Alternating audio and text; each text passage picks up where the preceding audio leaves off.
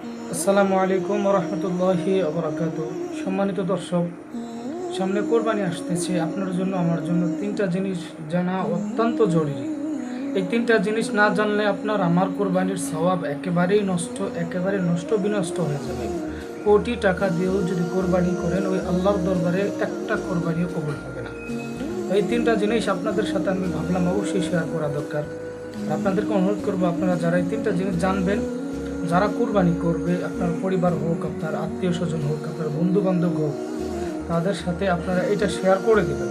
এই তিনটা জিনিস না জানলে তো তাদের কোরবানির সবই নষ্ট, কোটি টাকাই নষ্ট হয়ে গেল বা লক্ষ টাকাই নষ্ট হয়ে গেল।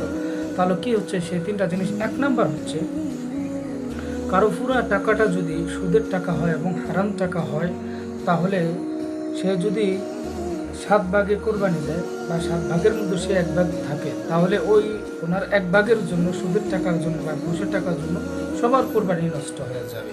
এই 1 নাম্বার।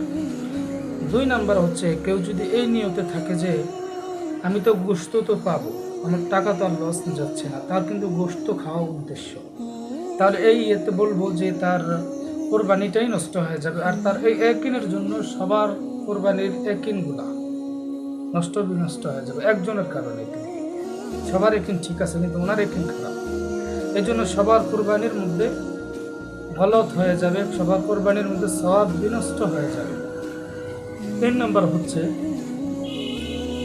কেউ যদি কোরবানি দেয় এই নিয়তে যে মানুষ আমাকে কি বলবে, আমি যদি এত কোটিপতি কোরবানি না দিই, মানুষ আমাকে কি বলবে, তাহলে তারও কোরবানি কবুল হবে না।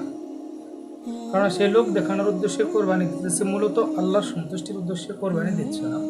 এই জন্য আপনাদেরকে অনুরোধ করবো, এই তিনটা জিনিস অত্যন্ত আপনাদের জন্য জরুরি। শেয়ার করাও আমি মনে করলাম জরুরি, যেহেতু কোরবান চলে আসতেছে।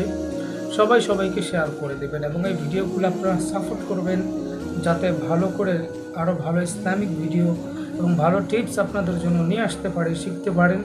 ইনশাআল্লাহ আপনারা আমার জন্য দোয়া করবেন, আর আমিও ইনশাআল্লাহ সামনের দিকে ভালো সুন্দর ভিডিও আপনাদের জন্য উপহার দেব, যাতে ভালো কোনো টিপস শিখতে পারেন। নেটে আজে বাজে ভিডিও না দেখে ইসলামিক ভিডিওগুলো দেখেন, যেগুলোর মাধ্যমে কিছু শিখতে পারেন।